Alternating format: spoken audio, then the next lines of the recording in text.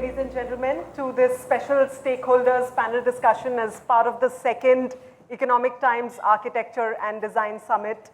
We're really here with one simple thought that, every city has its own identity, has its own character, has its own DNA that's perhaps best expressed by its architecture and the spaces that it consists of. So I'm joined here today by a very eminent panel who's going to be sharing some expert thoughts on really creating global Indian cities and creating city identities. Manit, I'd like to start with you. Do you think architecture and design really need to play a greater role as far as creating global Indian cities is concerned? You go back 5,000 years in time from the Indus Valley civilization up till now, we've built some fantastic cities.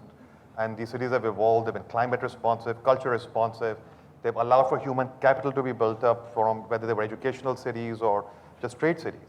But what went wrong? What went wrong was the fact that post-independence, when we were making our first master plans, there was a big debate as to whether we should be looking at urban design approach or we should be looking at a master planning approach. The key difference between the two is land. The model that we adopted in all Indian cities rather, was the land use model, where you carve out pieces of land and you sell off land to individual owners, government also being an owner, where you boundary wall off the land, and then the architects are contained to working in that parcel of land.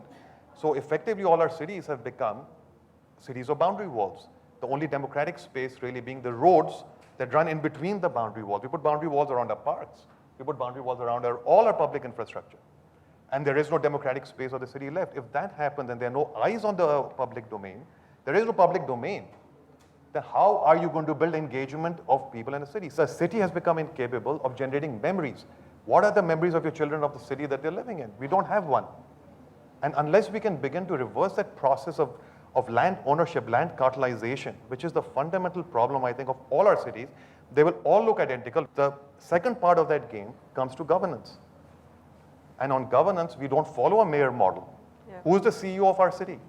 And perhaps that also needs to come across when the design of the city is really happening. So Ravi Sarangan, what's your point of view on that? Do you think our thinking, our vision, when we are planning a city, needs a complete overhaul? Well, I tend to agree with Manit on almost all what he had said. But I'd just like to add to this that there is a mayoral system in Mumbai. And there is an elected body which governs the municipal corporation, which is wealthier than almost all the other states, some of the states which are existing in this country. But even then, what happens is that when we are thinking about the urban planning for an existing city with all its inherent problems, we need to think about an inclusive development which traverses across all stratas of society. Planners and architects will need to work within the system to make these existing cities go global. And it is not a daunting task. It is a tough task, but you will need to get your mix right in terms of developing each node of the city which is inclusive, which contains all stratas of society. And it can succeed. It has succeeded in the past, it can still succeed. Bharat, you've been involved with the planning and design of a couple of cities in India. So how does a city really deal with massive urbanization without sort of losing its identity, or is it bound to keep on changing its identity every few years? We have to make up our mind what is new city or what is the development of old city. There are so many aspects in the development of city. Question is, for what purpose the city is, how long it should sustain, whether it has more upgradation possible or not, and who is governing. These are the basic aspects. Now basically I gave you the example like Gandhinagar and the Chandigarh, which were the capital project. It has its own problem which has been created not by the planner, not by the architect, but the governance, which is very important. Similarly, I am telling you about the Mumbai, what is happening, revised development plan. What Sarangan has also said is, yes, you can give all thoughts to it, but how long? Why there is an increase in FSI every time? Why there is a cluster development? To whom it is going? As we have Abu Dhabi and other things, since beginning the FSI is 8, the city is planned like that. But if you are planning a city with the 1.3 FSI and 2 FSI, it cannot lead more than 2. So it is a time to rethink at a national level whether we should have 4, 6, 8, 10 cities all over the country having a proper networking system. So these are the future agglomeration or these are the future cities. Namrata, since you're the only sort of government voice that we have around here on this panel, I'm going to ask you to take on that, what Bharat has been saying. For city development in our country, we have a very rigid framework of development. But I still feel that in case, the way the population is increasing, that we may have to look at higher FSI, as he said, higher densities we said. That is important because that is the only way we can keep the footprint small and we can have more area for the green. And secondly, it will also bring down the transportation problems. So you're saying that right at the design, planning, vision level, we need a sort of overhaul. And secondly, mixed land use is also an instrument by a way of which you can get a skyline, which you will not have if you have residential, you have a height capping, then you have all the buildings same. We have spoken a little bit about land use, about parcelization of land. I am going to now touch upon a little bit on the role of interiors and the role of interior design in creating global cities. Ajay, how essential is it for interior design to really also match the exterior culture, the exterior, identity of a city? And how do we go about doing that in India? Now, from a lighting perspective, if you see, let me share you some hard facts about energy consumptions. Globally, 70% of the energy consumption is being consumed in cities. That means 30% is what is happening either in some rural areas or far areas. Now, out of these 70%, what is getting consumed in the city area, over 50% is consumed from the public, commercials, and the corporates. That means when every one of us take a pledge and say that yes, I am going to contribute toward energy saving, towards electricity saving by using more energy friendly products, sources, I think we are in the right direction of creating a global city. So innovation and moving towards new technology is perhaps really at the crux of creating a global city. Lorraine, what would you like to add to that? As far as international trends are concerned in terms of interior design, how are manufacturers sort of aligning their offerings and their innovations with creating global cities? Interiors are somewhat dependent on what's happening outside. If the city is a very cramped city and it means that we have very small environments to live in, then the people who are inside those spaces want to move outside more often to get a feeling of space. So if the city is more broadly planned and the spaces that people live in are larger, then they spend more time within their own home and they don't feel the need to venture out and find public space. So that then reflects on manufacturers who are producing products for interiors really have to always keep in mind those two things, because each city in every country is different, and if it's a new city, if it's an old city, and the way it's been developed, the product that works well for a city where everyone is in a very small space, that interior environment is going to be quite different to an interior environment that has plenty of space to relax and live, and that has been historically the way people have lived with the interiors is they've had space to bring their families, to live their lives and to be inside. So you can't generalise about one thing or another where that's concerned. I think that is one way to do away with the sameness. So maybe we can get a view from the developer community on this as well. Kunal, how do you offer uniqueness to the Indian consumer? And do you find the Indian consumer, the urban Indian consumer, evolved enough to sort of accept revolutionary change today as far as design and offerings in the residential or the commercial spaces are concerned. Why don't we concentrate on urban planning for the townships, and where you have a 360-degree approach?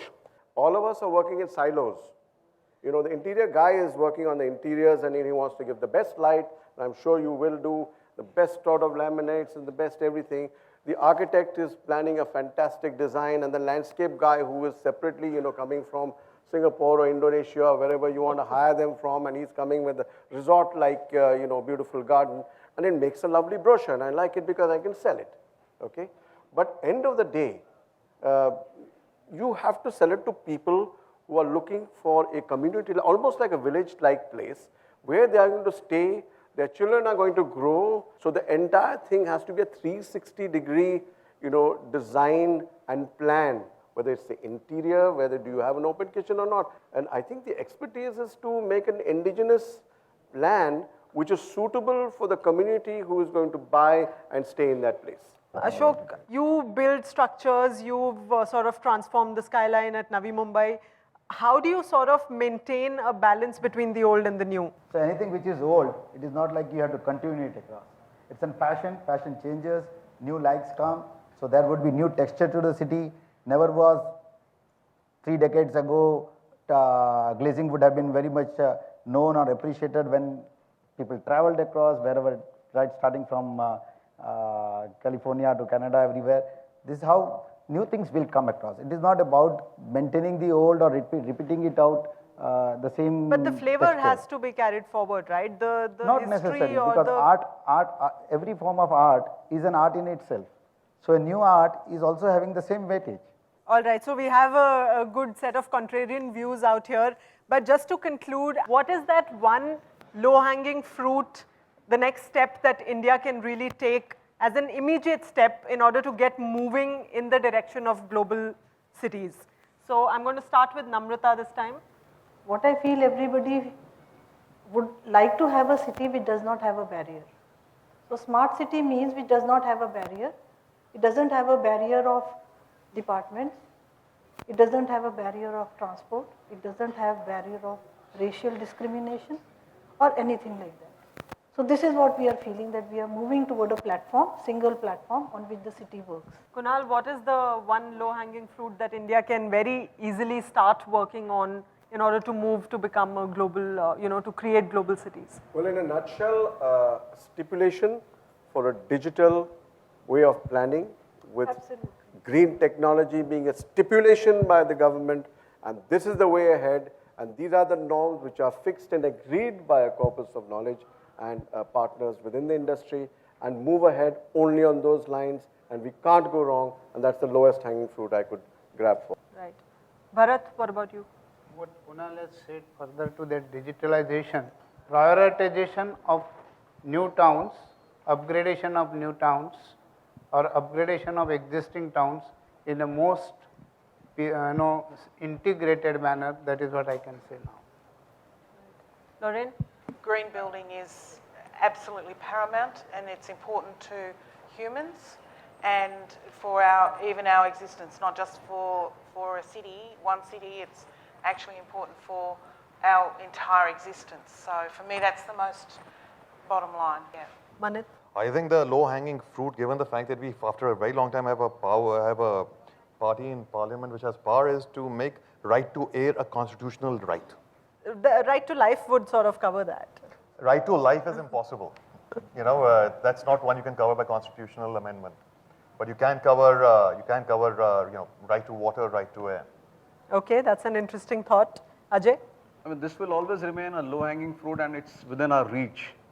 I mean, I as an individual, you as an individual can definitely pledge today to say, let's say I take a pledge to save 30% of the energy at my house and at my workspace, which will directly links to the society and to your country. And it has a direct implication to the economy and to the climate. So low-hanging fruit for me and related to Mumbai is exploiting the railway land to its maximum potential. They're the largest owners of land within, and it connects people across stratas of society. So a friend of ours, Alan Abraham, architect, did something which is similar to Manit. He created a cycling green connecting all the railway stations in Mumbai. Fantastic idea. It's a simple idea, common sense, low-hanging fruit, can be achieved, very easily achieved, because the owner of that property above the railway line is single, which is the Indian Railways. Okay, fabulous. Ashok? And the density of the population in each and every area should be very well defined so that there is no congestion for the second or third generation around. So it could be sustainable for 50 years plus. Thank you all very much. Thanks for joining us.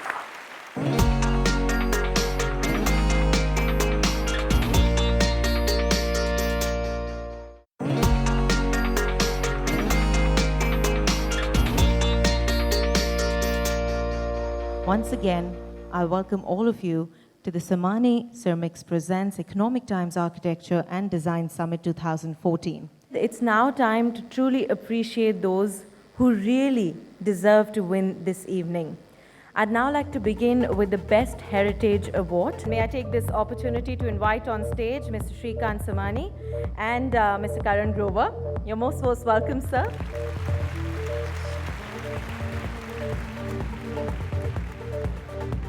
Lots and lots of hard work was put into this. It's not an easy project, and of course, keeping in mind the modern times and bringing the old back, well, the Best Heritage Award goes to... And the award goes to the Faculty of Architecture, SCET. Many congratulations indeed. Faculty of Architecture, SCET. Once again, a group award. Many congratulations.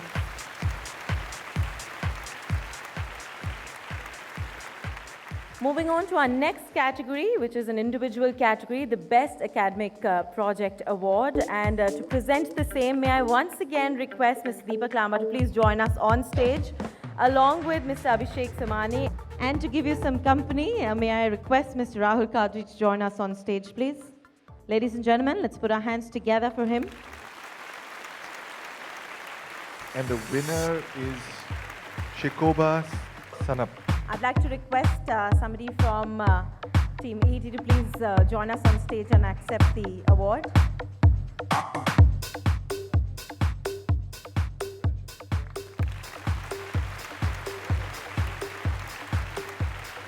Thank you so very much, gentlemen. Appreciate it. Please.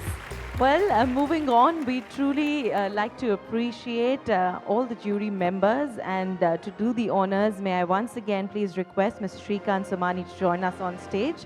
Let's put our hands together as Mr. Samani joins us on stage to acknowledge each and every one of our jury members. May I also invite on stage Shri Ananya Lal. Let's put our hands together for each one of our jury members as they join us on stage. Of course, he is the Vice President of Tulip Infotech. Many congratulations, sir, on being a part of this absolutely excellent team.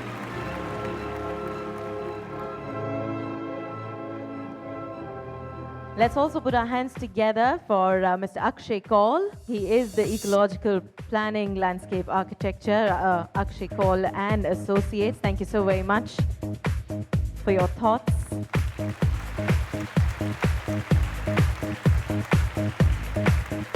I'd also like to invite on stage Ms.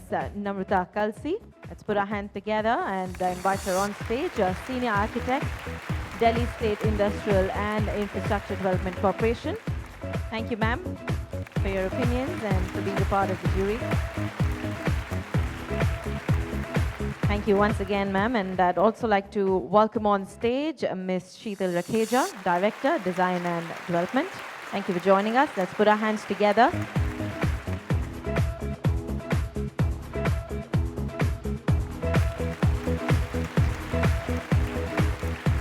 Let's put our hands together as I invite on stage Mr. Ravi Sarangan once again, Director, Heritage Architects. Thank you, sir.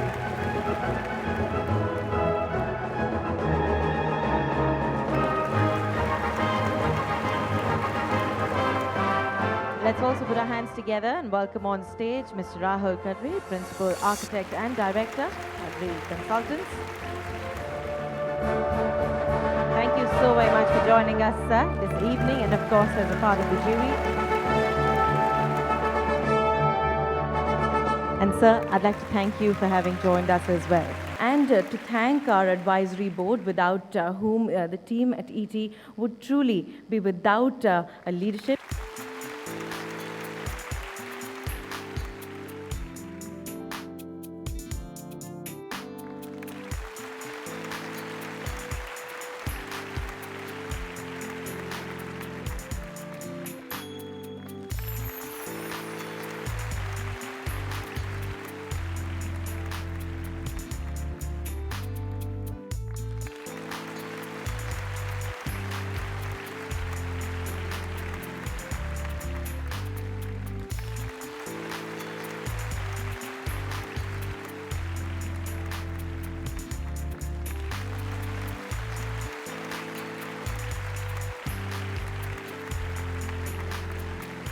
So the ET Edge Architecture and Design Summit collaborated with Somani. I think what we've been able to achieve is you see all the top architects, the top names here. So obviously there's a fair amount of interest. Otherwise you wouldn't find them in person. I think it's got a lot of traction. What is missing is probably the government intervention. So we would probably be much happier if the government, the policy holders come in, because those are the guys who are going to finally make the difference. So this year with the ET Edge, the summit and Somani, what we did was we wanted to attack students, and we wanted to get them on board, because finally they are the people who are going to be shaping India, and there's a lot to learn from these bright minds there. Even the top architects, if you heard today, was saying that they learn a lot from these new bright minds, and it's surprising to see as to how sharp they are. So bringing them on board, getting them included, getting there, picking their brains is something which is of utmost importance, because they're the final guys who are going to be delivering on ground. Well, as a chairperson of the advisory committee here, I've been particularly very happy to see the outcome of this summit. It has definitely attained an international level.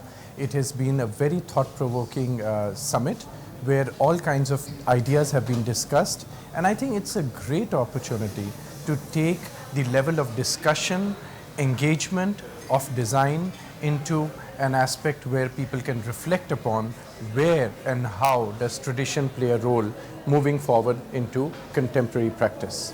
I think the ET Edge Summit, which we are all attending today, is an extraordinary idea. I think it is the need of the hour. I think this idea of talking about how to build our future is the mandate of our Prime Minister, Narendra Bhai. He is very keen to build 100 smart cities. And we can only build 100 smart cities if we believe in our culture, in our tradition, and innovate through that process. So I cannot think of a more opportune time and a more appropriate theme than the ET Edge. The primary theme that's emerged is the responsibility for the environment lies with the architect. We can't blame our clients, we can't blame the government. We are the thought leaders. We need to be clear what needs to be done. We need to be clear about our values, and then find the voice or find a way to communicate it and to convince our clients or the government to do the right thing. First of all, I think it was a very good idea to organize this summit. I think this country is in a very interesting moment. Things are about to happen. This is not just a psychological situation of the population, but it's, you can feel that things are happening, and that after a few months of, let's say, stagnation, things are waking up. And in that sense, to have a talk and then to try to set some strategies and discussions among professionals, not only architects, but designers, but builders, developers, in the whole industry, I think it's something that it has to be done. And I think the idea by the Economic Times to sponsor this and organize it was an excellent one. I see that there is a concern about how to develop the country, how to urbanize the country, how to make it a global cities. And I think we can learn a lot from each other, because I think often I see India looking and inviting international architects, but it would be very, very interesting if also you are contributing to the international scene. because you are dealing with rapid growth, very heavy infrastructure problems, and I think we too can learn from reading some of your solutions.